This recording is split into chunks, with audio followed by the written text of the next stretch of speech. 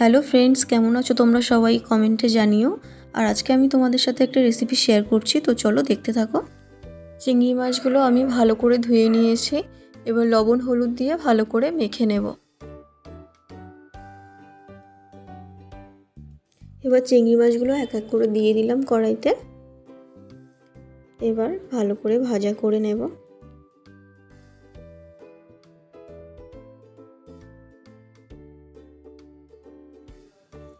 ভালো করে ভাজা হয়ে গেছে, চিংড়িগুলো এবার তুলে নেব।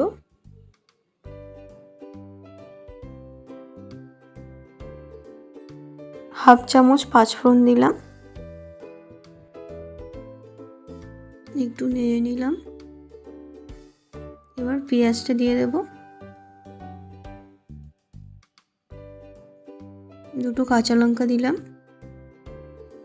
এবার পেঁয়াজটা একটু ভাজা করে নেব। আদা রসুন দিলাম 2 চামচ। এবার মশলাটা ভালো করে কষিয়ে নেব।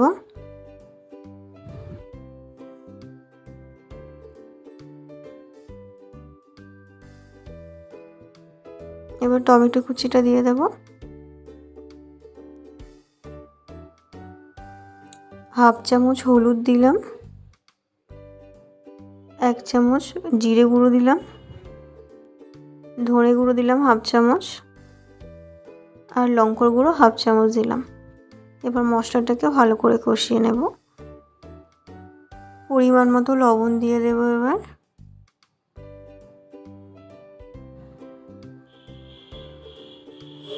আর সামান্য অল্প জল দিয়ে দেব। মশলাটা এবার ভালো করে কষিয়ে নেব। মশলা কষানো হয়ে গেছে, এবার গরম জল দিয়ে দেব।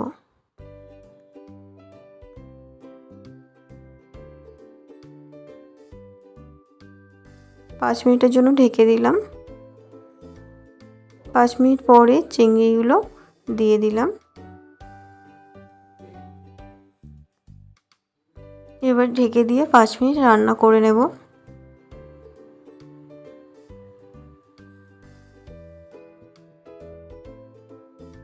গরম মশলা গুঁড়ো দিয়ে দিলাম, আর একটু ধনেপাতা কুচি ছড়িয়ে দেব। রান্না আমার কমপ্লিট হয়ে গেছে। যদি ভালো লাগে আপনাদের, লাইক শেয়ার কমেন্ট করবেন, পাশে থাকবেন। টাটা।